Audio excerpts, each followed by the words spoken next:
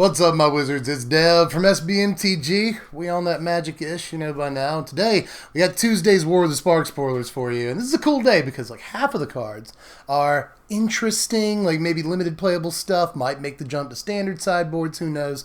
But the other half are insanely impactful Planeswalkers. So we got a lot to get to today. Let's jump right in. Let's kind of start with some of the less impactful stuff, work our way up. There's an art to this. Let's start with Law Rune Enforcer, Saheeli Silverwing, and Chandra's Pyrohelix. Chandra's Pyrohelix, a reprint. Didn't do a whole heck of a lot last time, but who knows? I've kind of wanted Pyrohelix before against mono blue and mono white and all these one toughness creatures. So, like, it's possible, and if nothing else, it's another burn spell in this format. So I'm happy to see Pyrohelix back. I'm just not sure it does all the business, but we'll see. We will see. Law Rune Enforcer is a 1-mana 1/2, which kind of makes it worth looking at against Chain Whirler decks right then and there, but you can also pay 1 and tap it to tap target creature with converted mana cost 2 or greater, which is actually not terrible. Like, this is really limited playable in my eyes, especially for common. I usually don't like 1-drops, but a 1-drop like this that can neutralize their 4 or 5-drop or big bomb or whatever is actually pretty attractive to me. So I do like this card in limited. Don't know that it's making the jump to standard, but it might as just a 1-mana 1/2, because, you know, White Weenie is looking for 1-drops right now. It's pretty much got its suite of 1-drops figured out. But that deck plays like Snubhorn Sentry, so who knows? He might be in the market for 1-drops. This is at least worth looking at. And Saheeli Silverwing is okay in limited, I guess. You know, at the common level, you get a 4-mana 2/3 flyer, which aren't the best stats in the world, but at least it's a flyer that any deck can play. And the enter the battlefield trigger is like super weak. It's not Scry at all. Don't confuse it with Scry.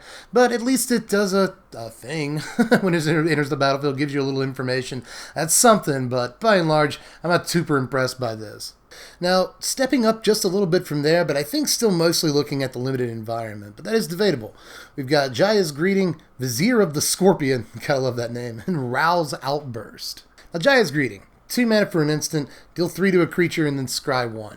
I think that there's at least a small chance this sees some play in, you know, control-oriented decks, things that aren't really looking to hit the face anyway, where with a card like Lightning Strike, the ability to hit the face is not actually that desirable if you're playing pure control. You'd probably much rather have the scry in a Jeskai deck, let's just say, or possibly even a Grixis deck that's looking to hold down the fort and find its sweeper, you know? If you're playing this in, say, even Mardu, I guess you could apply, but if you're just looking for a 3 or 4 mana sweeper, then this will give you the scry to help you find that sweeper on time, or maybe the 3rd or 4th land you need for Clarion or Ritual of Soot, or like whatever plan you're on to find your sweeper, Kaya's Wrath, whatever, you know? This will help you find both the lands and the sweeper in the first place, so there is, you know, there's something to this card. I'm just not sure that it beats out Lightning Strike and Lava Coil for that matter.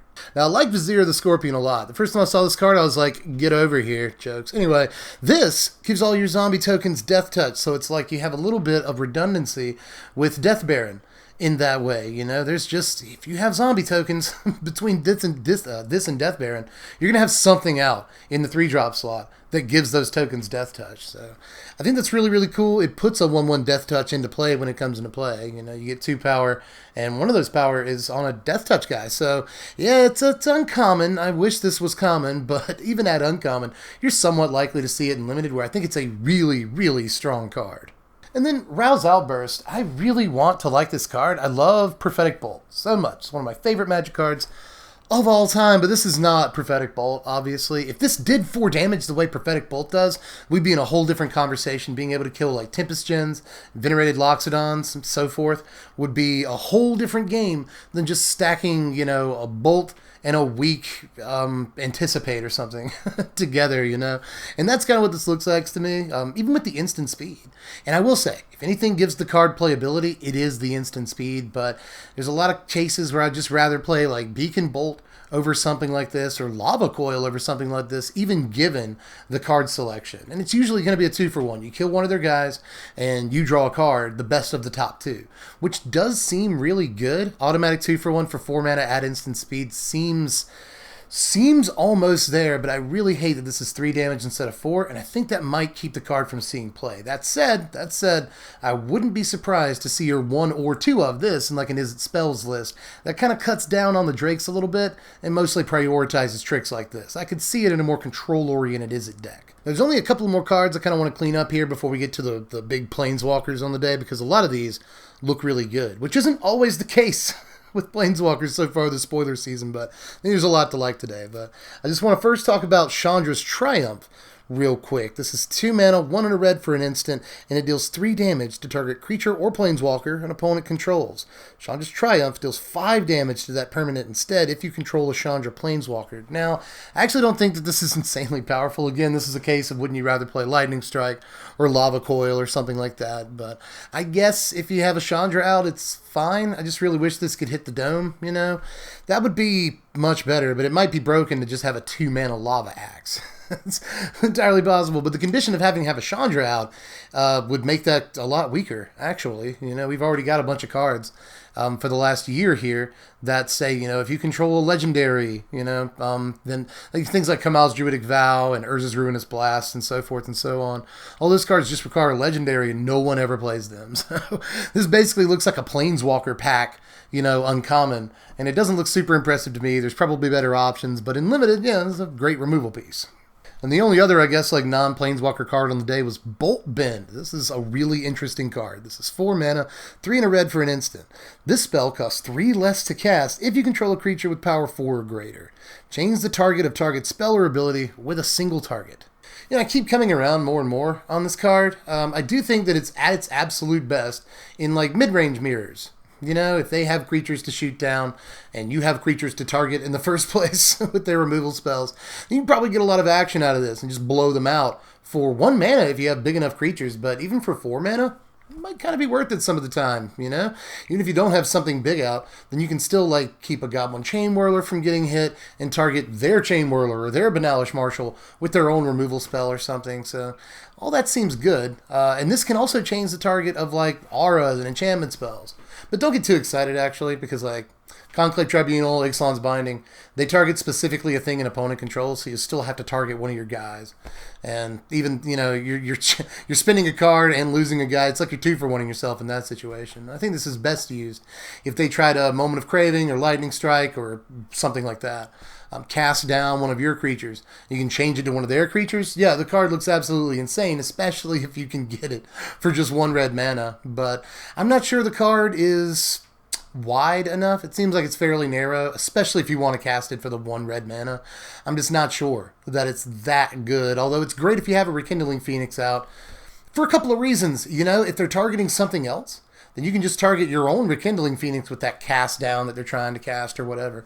And then Phoenix will just come back. So that's good, and you have a creature with power 4 or greater because you have a Phoenix. This is also another sneaky way. We saw this with Lazotep Plating earlier this season, but this is another sneaky way to counter a Banefire and send it right back at their face. So that's pretty cool too. There's a lot of interesting applications here, but I'm not seeing much more than a sideboard card, but a pretty effective one for certain matchups.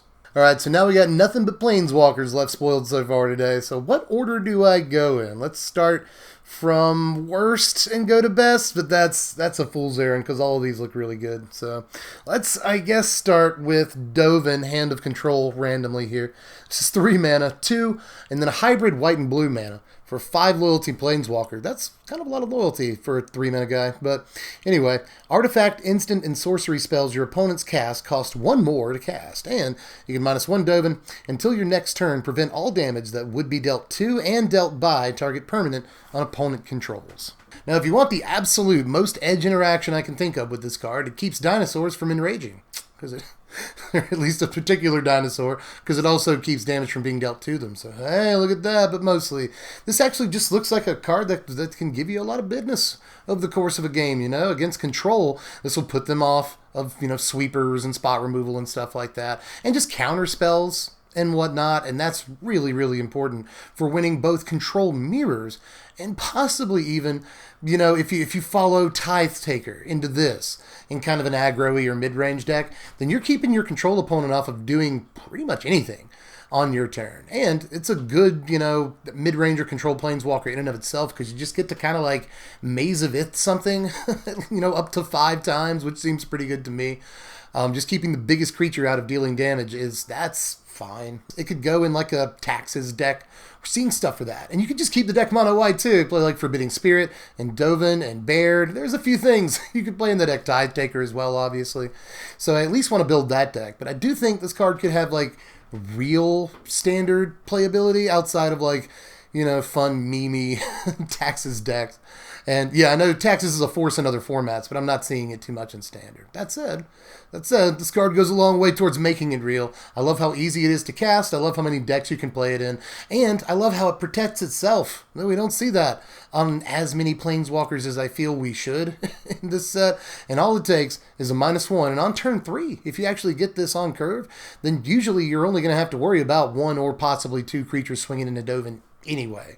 So you're really neutralizing a lot of the damage that they could crack back at Dovan when you cast him. Plus, you've got a 4 loyalty Planeswalker too, the turn you cast this, if you minus it. So it's really, really good in a lot of ways. It's a form of removal for a certain amount of turns, and it keeps your opponent off of playing removal encounters of their own. Like a lot about the card. Up next, let's look at Jaya, Venerated Fire Mage. I probably should have done this Planeswalker first, but still, I like Jaya. This is 5 mana, 4 and a red for a 5 loyalty Planeswalker. If another red source you control would deal damage to a permanent or player, it deals that much damage +1 to that permanent or player instead. You get -2 Jaya to shock a thing. One thing I want to clear up real quick is that her ability does not bolt things, it does shock things. Note the presence of the word another red source you control, so specifically not Jaya. You're just casting shock twice, but I actually don't think that's that bad. I'm on a 5 loyalty Planeswalker. Yeah, Jaya could be doing a lot more. And a lot of people have kind of been like, oh, boo, on this Jaya. Like, when will we ever get a good Jaya Planeswalker? Turns out probably never. I think Granny's probably done, but I don't know the story or anything yet. But still, this actually looks a little bit better to me than it does to some members of the community today. I think that 2 shocks is at least fine, and even 1 shock at the very least isn't the best thing in the world for 5 mana, but the turn that you play this, you're going to get sort of Hell Rider effect out of it, you know? Your creatures don't automatically attack for 1 more damage, but anything that you get through to your opponent will hit for 1 more. And anything that gets blocked also still hits for 1 more. So it's going to make your creatures a lot more imposing in combat, not to mention being able to untap with Jaya in play, get another shock in with her, plus any lightning strikes, wizard's lightning, skewer the critics, actual shocks, whatever is in your hand, you know, getting extra damage out of those, plus any other attacking creatures you might have. This really benefits you going wide. You know, if you got a wide board, you get more through and you deal more damage. So I like a lot about this. I think that just the static ability of making all your red creatures and spells deal extra damage is actually not bad. 5 mana is a little bit steep, I'll say that much, but this isn't too terrible when it comes to like finishing the game off. With a burn or mono red aggro deck. If you want to play a 5-drop, this not only makes your creatures deal more damage, but any burn spells that you top deck deal more damage, and it's 4 free damage by itself if you're able to resolve it against control or something and they don't have contempt. So I do think there's more to this Planeswalker than meets the eye, but I'm still not sure she quite stacks up to standard playability. That said, I've got my eye on her. More red Planeswalkers, though, sort of. Here's Saheeli, Sublime Artificer. This is 1 and then 2 hybrid Izzet mana for a 5 loyalty Planeswalker. Whenever you cast a non-creature spell, create a 1/1 servo artifact creature token, and you get -2 Saheeli to have target artifact you control become a copy of another target artifact or creature you control until end of turn, except it's an artifact in addition to its other types. Oh, whew, Mama Saheeli looking good to me, honestly. This is just redundancy with Sai. You know, I love Sai so much. And this is just another thing that basically procs the same way Sai does, you know. You can play this outside of Sai decks and just like Izzet Spells decks, create a bunch of servos if that's what you want to do. And then you can turn one of those servos into a Crackling Drake or something later on in the game, which seems really good too. So I like Saheeli outside of the Sai idea, but I'm most excited about it as just a redundant 3-drop that pretty much makes sure that if you don't get Sai on turn 3, you still get a 3-mana thing that procs off of artifacts. You know, artifacts are non-creatures, obviously, most of the time. So, you know, whenever you drop a 1 or 2 mana little egg or a mana rock of some kind, then you'll get a servo out of that too. And note that if you have this and Sai out, you get a servo and a Thopter, and things get out of control super fast. And then you can use, you know, you can copy bigger creatures that you might have out or creatures that might give you value for playing artifacts or whatever. You can copy those with Saheeli and get even more value. There's just so much that I want to do with this deck, so I'm extremely excited about Saheeli this time around. And honestly, being able to, you know, make any artifact, not just one of the servos, but just any artifact, a Traveler's Amulet or any other 1-cost thing, into a copy of the biggest creature you have out, you can probably break that pretty easily. So I'm really interested in this wall. Walker. But if you want a red walker, I got a red walker for you. This is Chandra, Fire Artisan, 4 mana, 2 and 2 red for 4 loyalty Planeswalker. Whenever one or more loyalty counters are removed from Chandra, she deals that much damage to target opponent or Planeswalker. You can +1 Shans to exile the top card of your library. You may play it this turn. And you can -7 Chandra to exile the top 7 cards of your library. You may play them this turn. Now, one thing that people haven't necessarily been catching right away is that if you ultimate this, it also deals 7 damage to your opponent or Planeswalker or whatever. And that's nuts. You know, I've heard varying arguments about whether this is good with Experimental Frenzy or not. And I'm kind of leaning towards good. It's like 50-50, honestly. You don't want it because it's on the same spot on the curve as Experimental Frenzy. You don't want to play a whole lot of 4-drops in a deck with Experimental Frenzy because you can't Frenzy right through a 4-drop usually. But I will say that if you have a Frenzy out and a Chandra at the same time, then you can use Chandra to bust through like extra lands you can't otherwise Frenzy into play, or, you know, big spells you can't cast at the moment. So you can use Chandra's Plus to cycle through stuff and maybe help those Frenzy turns go off a little bit better. So I do like that. But honestly, best thing about this is the static ability, obviously. You know, anytime that they attack into a Chandra to kill it, or anytime that they lightning strike a Chandra, they are both, you know, taking damage from the Chandra, and it's kind of preventing damage to you, you know, in a way. It's like a weird, like, lightning helix, because your opponent has to attack into it to actually kill it, unless they have Vraska's Contempt or something. But if your opponent is attacking into it, not only are they taking damage, but you're being cushioned from damage that your opponent would otherwise direct at you. So it's like a weird lightning helix that costs 4 mana.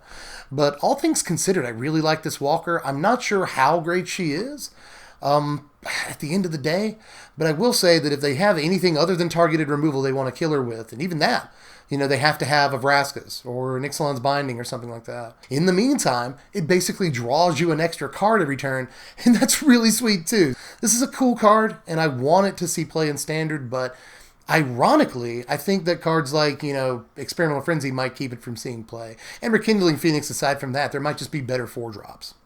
Now up next, and second to last, at least so far, time of recording, is Karn the Great Creator. This is an X factor right here. This is 4 mana for a 5 loyalty Planeswalker.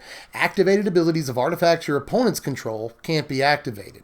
You can +1 Karn, and until your next turn, up to 1 target non-creature artifact becomes an artifact creature with power and toughness each equal to its converted mana cost. You get an animate artifact. -2. You may choose an artifact card you own from outside the game or in exile, reveal that card, and put it into your hand. First of all, this has fun synergy with Dominaria Karn, in that thing sometimes allows your opponent to exile cards. You know, they look at the top 2 or whatever it is. I don't know why I can't remember at this point, but they look at the 2 cards and they exile one of them, they give you the other one. Well, this card can pull those artifacts out of exile, so that's kind of cool. But that's well beyond, you know, the most important things about this card. I'm not sure how important its static ability is outside of formats like Commander, where note that it shuts down mana rocks. That's pretty cool, you know. I was talking to a buddy earlier. He pointed out that it's a buddy you know, too. But in any case, I'm not going to give it away yet. But he said that this shuts down like Soul Rings and stuff. And I was like, oh, yeah, it does. You know, it doesn't say unless they're mana abilities or anything. So, yeah, that's a pretty good thing to point out right there. But best thing I like about this card, at least having seen it for like an hour and a half now, is that in Standard, you can just play the Immortal Sun in your sideboard, use this to go get Immortal Sun, which is going to be crazy in a format full of Planeswalkers. It shuts them all down. Also, at first, I thought this allowed you, and I was actually, until maybe a minute ago, and then I realized, caught myself, I was going to say it on camera. But at first I thought you could go get Immortal Sun from outside the game, like in your sideboard or something, and then play it, and then start +1 in Karn to swing for 6 with your Immortal Sun. But of course you can't do that, because Planeswalkers can't activate loyalty abilities. So I guess that's against the rules, but there's other cool stuff you can do with this. I like the idea of like Tezzeret's Gatebreaker. I want that card to be good so bad. But you can go get a Tezzeret's Gatebreaker from outside the game. It means you don't have to actually play that bad card in your main deck. And then when it comes into play, then you can you know, look at the top 4 or 5, whatever it is, and then get a blue or artifact card. So you get card selection when it enters the battlefield. And then on subsequent turns, you can swing with a 4/4 Gatebreaker. So like all of that seems good to me. Like this looks fine in a mostly artifacts deck.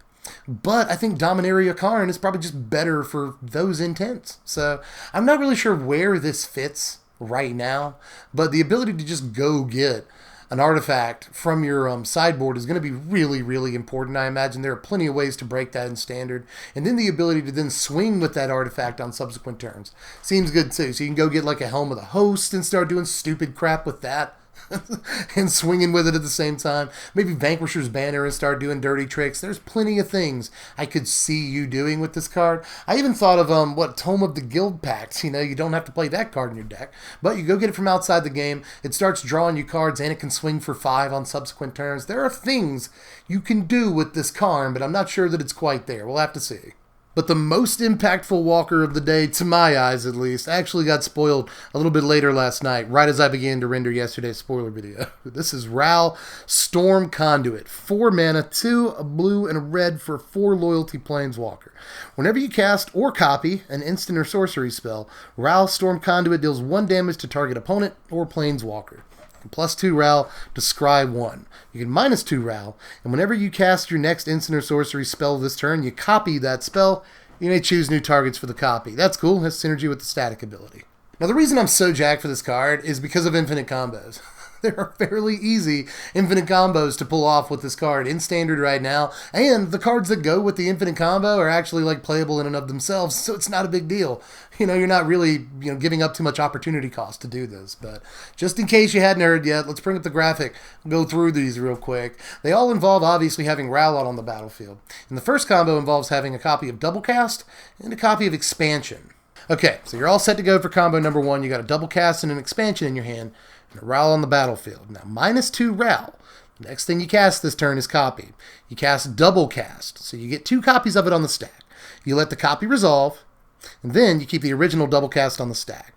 At this point, you cast that Expansion that's in your hand, and you target Double Cast. Now, Expansion is going to get copied, because Double Cast resolved, and the next thing that we cast this turn gets copied. So at this point, we have 2 expansions on the stack, and we can use them to just copy each other over and over. Use Expansion to copy Expansion, to copy Expansion, to copy Expansion, over and over. And the whole time, while you're chaining these spells, Ral is getting 1 damage per copy, because every time you copy a spell, you get a ping. So you're effectively dealing infinite damage this way. And now, really, if you want to get down to brass tacks, you can just do this trick if you have a Ral on the battlefield and 2 expansions in hand, along with pretty much any other spell, but you'd rather the spell be relatively cheap. Like, let's say you have an Opt, Shock, really any 1 mana spell, for instance. All you have to do, if you have 2 expansions in hand and a Ral on the battlefield, you don't even have to do anything with the Ral, like -2 him. Just leave him sitting right there. You cast your 1 mana spell, and then, while that spell's on the stack, you cast Expansion, copying that spell. And then, while the expansion's on the stack, all you have to do is cast the second expansion, copying the first expansion, and you'll get in this loop again, where, since you copied an expansion, you get to copy a spell. So you copy an expansion that's on the stack, and you just copy them over and over, looping them, until you effectively just kill your opponent with infinite damage, because Ral is getting a ping for every time that you copy a spell. Okay. Hope you've rewound that enough times. It certainly took me enough times to succinctly explain it. That was a lot of takes. But in any case, I don't even think you have to play Double Cast, to be honest. Yeah, Double Cast makes it a little bit easier to proc the combo, but Double Cast isn't necessarily the best card, right? Like, I think this probably ends up being a more control-y deck that isn't trying to find the combo and execute it as quickly as possible, although it would like to.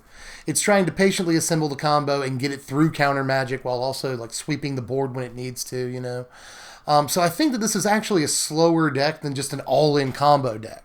And in that case, I don't think that Double Cast is the best option. But again, if you're just going all in on the combo, Double Cast might be the way to go because it just gives you, more consistency in actually hitting it. But that said, if all it takes is getting 2 copies of Expansion and another spell in your hand, you can do that pretty easily too with, Opt and Charter Course, Chemister's Insight, Ral's new, 4 mana instant speed thing that deals damage and draws you cards. So there are plenty of ways. Search for Escanta even. Anticipate if you want to play that. Shimmer of Possibility. There are plenty of ways to put together a blue-red combo deck and assemble this thing as quickly as possible. And I want to try all the ways. Like, Ral looks insane to me. And even outside of his infinite combo potential, being able to double cast removal spells looks really good to me and deal extra damage on top of that, Like, there's a lot of cool stuff about this. Oh, and by the way, he also helps you scry to find combo pieces while you're at it. So yeah, Ral looks dumb. He looks like the best Planeswalker today, by far to me, in a sea of really impactful looking Planeswalkers. I think this is probably the one that people are going to want to try and make work in Standard the most, from today at least, just because it comes pre-packaged with a really interesting infinite combo that's not too hard to get. It's only a few cards, and it consists of cards you're probably playing anyway, so there's really no opportunity cost. I love everything about Ral. I hope it works. That's it so far for today, at least. Maybe they'll preview another card right as I start rendering the video. We'll see. Anyway, it was a big enough day by itself. We got to see a bunch of Planeswalkers that look like they might actually do work in Standard and even outside of, who knows. You know, I imagine that that Karn looks really, really good to a lot of EDH players. So we'll see how things shake out. Just let me know how you felt about it down there in the comments section. How were the analyses? What did I miss? What are your favorite cards? All the things. It's your turn. I'm all ears. I read your comments. So let me know how you felt about everything. Like the video if you enjoyed it. You know, put me in more recommended feeds. That would really, really help the numbers. So that's the most low effort way you can help your boy out. But if you really want to help out, you can click the link in the description to TCG Player. That helps my metrics with them. And it's good for you too, because they're going to offer the lowest pre-order prices on single cards and sealed products for that matter. If you want to get a box, it's still under $100 from TCG Player on pre-order. So help me out by doing that, or you can sub if you haven't done that yet. It's probably, I just don't see why you wouldn't sub.